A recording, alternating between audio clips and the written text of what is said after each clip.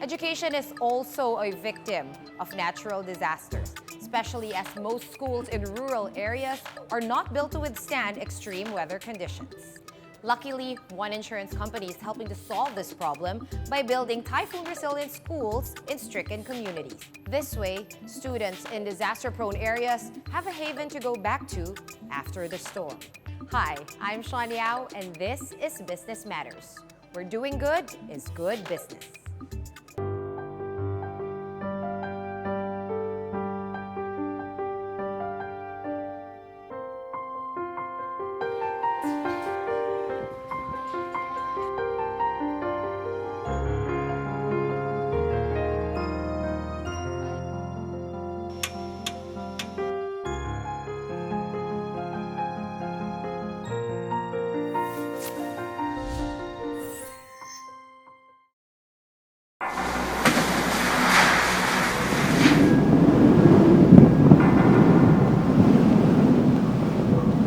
Mabilis yung pangyayari, mabilis yung pag-ano ng tubig, ragasan ng tubig. Hindi kami nakalabas ng bahay, sinablock na kami. Yung anak ko, hindi kasi yung ganong marunong lumangoy. Pag sabi ko ng pangalan niya, nakasagot pa. Sabi niya, teka muna mama, teka muna. Meredith Alweta's story is like so many others that fateful November in 2013 in Tacloban City, Leyte. But this doesn't make it any less tragic. Her teenage daughter was among the thousands who died when part of the Visayas was struck by the strongest typhoon to hit land in the history of man. Reeling from the loss of a child and the devastation of her home, Meredith, her husband, and 2 sons moved from Tacloban to Manila, wondering if they would ever come back to Leyte, where the ghosts of a dark day always surround them. But Meredith had to come back. She had a job. Meredith is a teacher at the San Jose Central School. Where the calamity has damaged infrastructure like schools, teachers like Meredith have to be the one to remain standing. Sira yung roof, yung trusses, lukot-lukot yung trusses. Wala pang kuryente noon, sira-sira pa yung mga pintuan namin, mga bintana. The Department of Education estimates that 90% of school infrastructures in Tacloban were damaged by Yolanda. There was a big effect on the part of education. How can they go back to school since the school is full of evacuees? It's the very problem that one of the country's leading insurance company hopes to address through their foundation's program.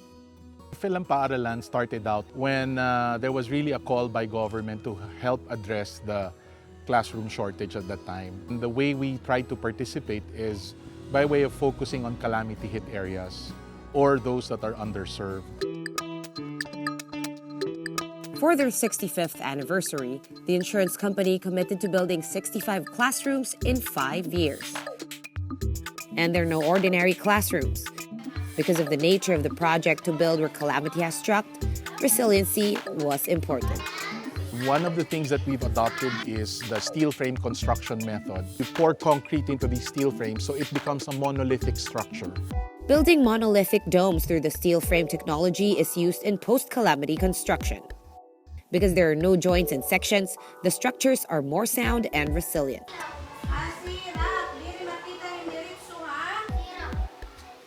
Meredith was one of the first teachers in Tacloban to get a new classroom from the program.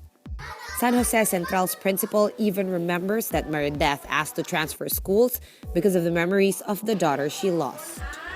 She came to my office and told me that, Mom, if it's possible, I will not go back to my classroom. I don't want to remember everything there. We eat our lunch in the classroom. So that time, her daughter was still missing. So I said, okay, I think this is the right person. But the foundation doesn't stop at building classrooms. They believe that a 4-walled room is not enough to motivate children to study well, and in some cases, to go to school at all. They equip the rooms with desks, blackboards, tile flooring, ventilation, and lots of light. compared sa sa dati kong classroom, mas nag-enjoy sila. They also provided the classrooms with washing facilities for proper hygiene, completing the children's educational needs. Studies have shown that one major reason why children fall out of school is because of poor oral hygiene. You know, they don't go to class anymore because of their toothache, and next thing you know, they're not going to school anymore. So it's very important to put that in place, and it's part also of our promise to give kids a healthy education. It is often said that the government cannot provide all the social services without the help of the private sector. So Philam Paaralan is your initiative, but I heard that you're actually partnered up with other organizations as well to move this initiative forward. Who are they? Yes, that is very true. The good thing about Philam Paaralan is that has become a platform by which we can engender partnership and collaboration. And I can give you two wonderful examples. The first is Happy Hearts Fund, founded by Ms. Petra Namkova. This partnership allowed us to build 25 schools. Right? The second is Give to Asia. It's an organization that allows us to tap into the Filipinos in US. And this partnership again gave us at least 8 schools in Philam Paaralan. As you can see, Philam Paaralan is not just by itself, but actually working closely together with other right-minded institutions. From an original target of 65 classrooms in 5 years, Philam Paaralan has come close to building 121 rooms before they even reach the 5-year mark. And they don't plan to stop anytime soon. Corporate social responsibility and being part of nation building has always been a component of what we have done since the time that we were established.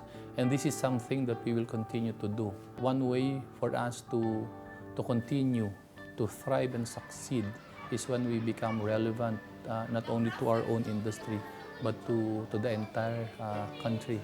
And that means being a good corporate citizen.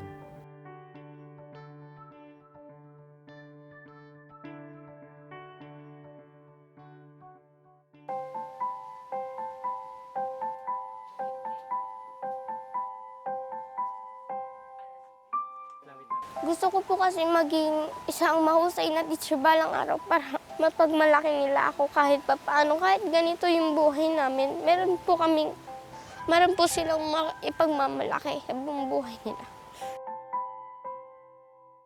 Nanggaling ko ako sa isang maliit na paaralan na hindi ko kayang gampanan ng aking pagkakakolehiyo. Subalit, merong nagtaas ng kamay at sinabi na mukhang merong kang potensyal. On behalf of everyone, thank you very much to Philam. Kaya maraming salamat po sa inyo.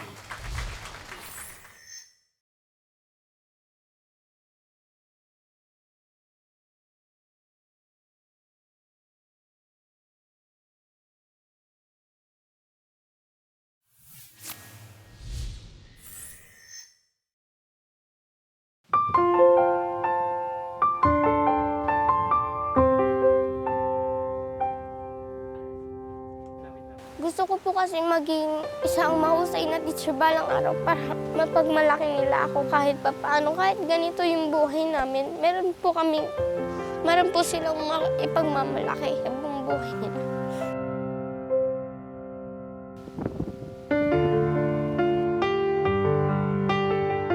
Kasi kung hahayaan ko po na tumigil ako sa pag-aaral, anong mangyayari sa amin? Wala pong magandang mangyayari kung titigil ako. Mahirap po kasi pag wala si Papa, wala po akong makuhang sakayan. Wala po akong choice kundi lakarin na lang papunta sa eskwelahan namin.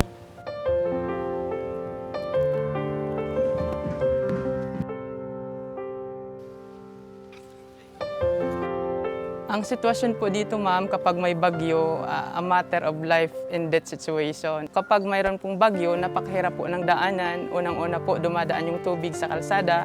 And then po, wala pong mga permanent fixtures. Before she became Vice President, Camarines Sur Representative Lenny Robredo, already known for championing those from the so-called Laylayan ng Lipunan, had been lobbying to provide an accessible education for the community. Doon ko nalaman na marami palang mga residents dito na pag high school age na yung mga anak, hindi na nag-aaral. So, tinanong ko sila kung bakit hindi nag-aaral kasi ang pinakamalapit na school, from here, it's 3.5 kilometers down. Pero from the farthest, it's 7. So, ang lakad nila talagang sobrang layo. But even with her position, the remote location of the community, the limited funding from the national government, and the lack of interest from the private sector made it difficult for VP Robredo to complete the task on her own. There was a market for education. There was a need for a school to be put up so that students from the nearby barangays could actually attend high school. But staying true to her promise, VP Robredo pushed through and found hope through a partnership with one of the country's biggest insurance companies' foundation. It's really a case of a series of coincidences. No? Congressman Robredo at that time learned that we're in Naga, and she called us. She was very insistent that she meet with us.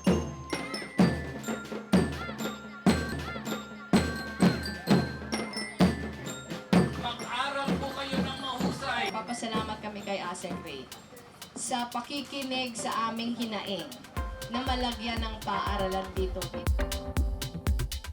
And after 2 years of planning and construction, the promised classrooms were finally delivered to her former constituents last month.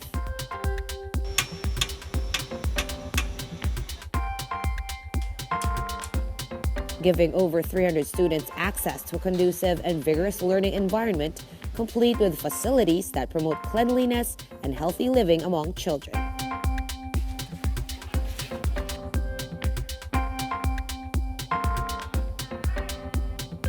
Education kasi is the biggest equalizer of all. Pag may napapaaral kang isang bata, hindi lang siya yung magbe-benefit. Yung magbe-benefit yung mga future generations. Yung magbe-benefit yung community. Siguro kung hindi pumasok dito yung PhilAm, ganun pa rin kami. Ganun pa rin yung sitwasyon. Naghihintay kami ng funding from government. Matatagalan talaga. Kaya ito talaga napakagandang advokasya ito ng PhilAm Life Foundation. By providing real-life solutions, the insurance company strengthens its efforts of encouraging, enabling, and empowering people to live longer, healthier, and better lives. In fact, ako kaya malapit din sa puso ko ito. Nanggaling ko ako sa isang maliit na paaralan na hindi ko kayang gampanan ng aking pagkakakolehiyo. Subalit, merong nagtaas ng kamay at sinabi na mukhang merong potensyal. And to me, that's what education did to me, no? It gave me a position that can also give back. So mahalaga itong ginagawa namin. Bilang po grade 10, syempre po last year na po namin dito. Kung aalis na rin po ang iba. So para sa akin, parang doon namin maipon yung lahat ng memories namin. Maranasan namin pumasok sa parang yung baga malapalas yung classroom. In order to do more through their CSR programs, the insurance company and its group pledged a portion of their annual income to their foundation. The combined annual donation amounting to 31 million pesos will be used to finance more classrooms and other noteworthy projects, ensuring that their CSR programs continue to expand in reach and enable them to serve more communities. Yung aming foundation, mas kumpiyansa na maghanap ng mga magandang proyekto kasi meron silang pondo, di ba? Taon-taon. So yun naman ang magandang nangyari. Let us be really very serious in our commitment to give back, no, and help in nature building.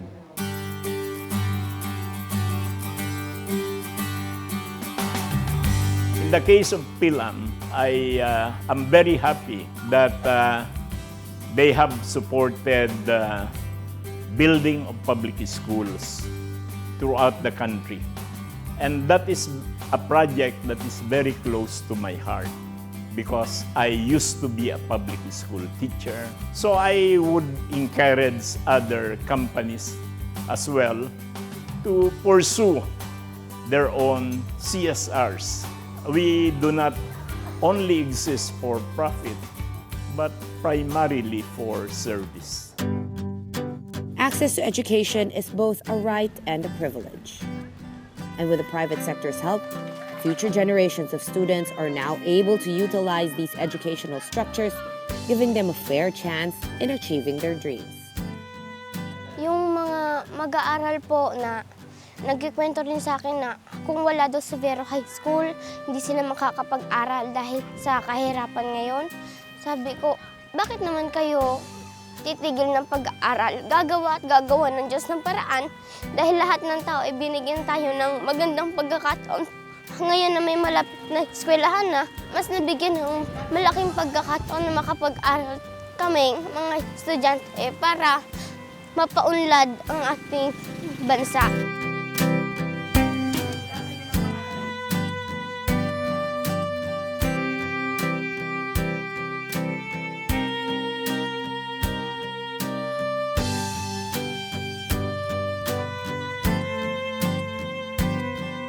Pakiusap sa inyo, mag-aral po kayo ng mahusay.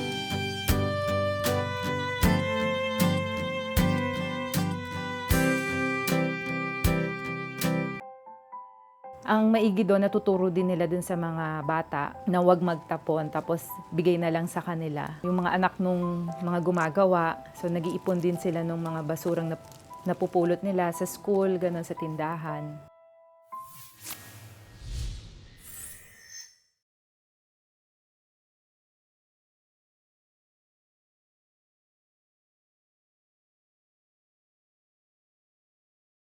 Filipinos have always been known for their ingenuity in repurposing things that will otherwise end up in the trash.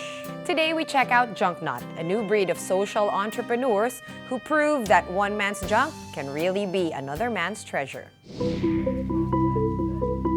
Residents of Barangay Alasas know this activity all too well.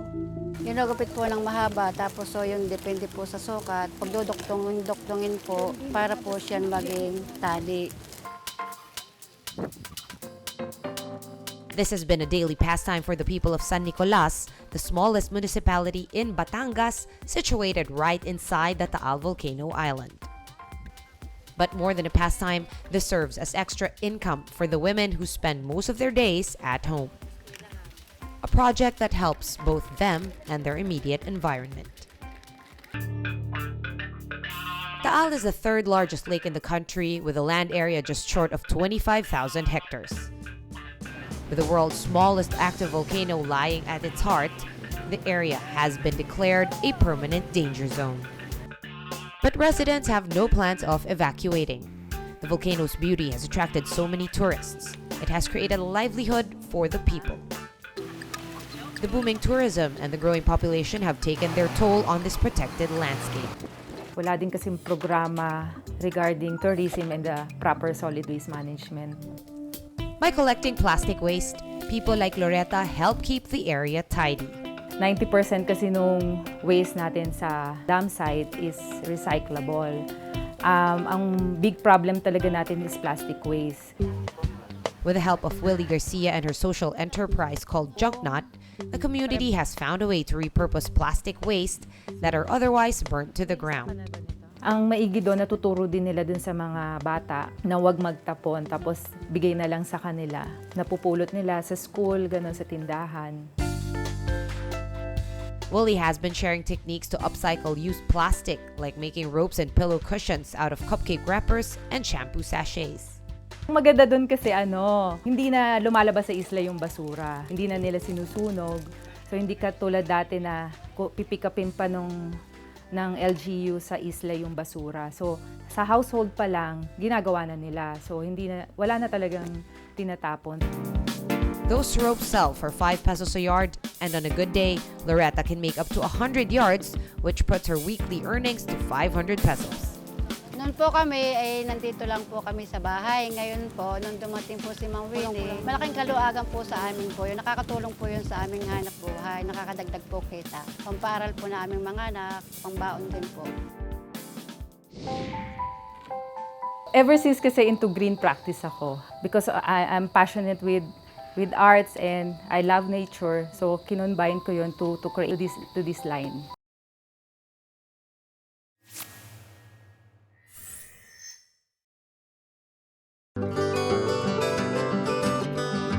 Electricity is a basic requirement for any national development.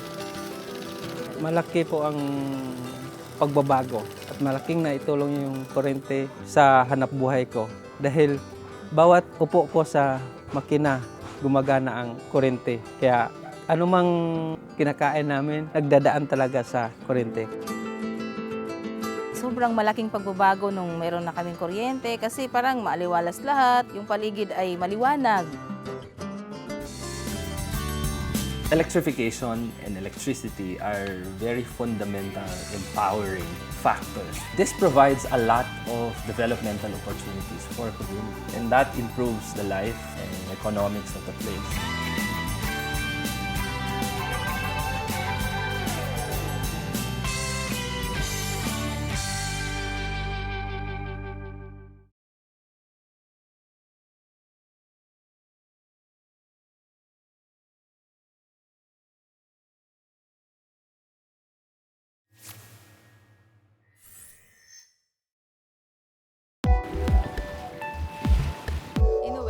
Junknot is a social enterprise that proudly produces various kinds of Pinoy-inspired furniture, all from recycled materials.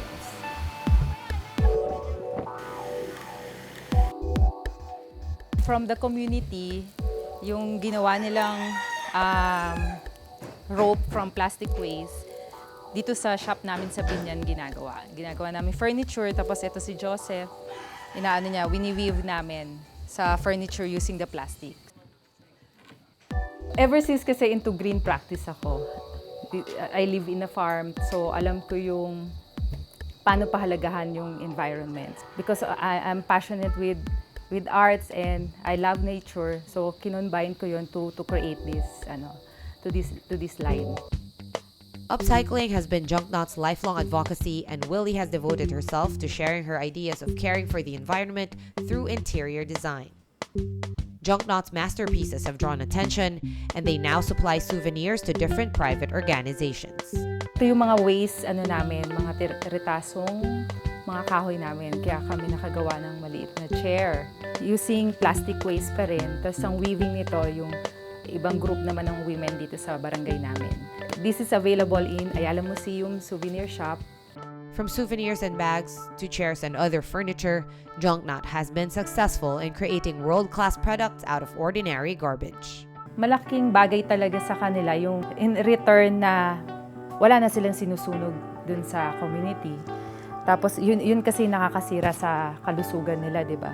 Tapos aside from buying the raw material na na-produce na nila, another 5% pa nung sales ko sa furniture will go back to the community na who's producing the raw material. So, sila yung isa kong beneficiary. Malaking katulungan po yan sa aming barangay dahil po hindi ho nakakakalat ho sa mga paligid. The continued effort from the women of Barangay Alasas shows that the project has indeed made a big impact on their everyday lives. Join us again next week as we share more stories of community and people whose lives have changed for the better. Do follow us on Facebook, Business Matters PH, or on our website at www.businessmatters.com.ph. Once again, I'm Sean Yao, and this is Business Matters, where doing good is good business.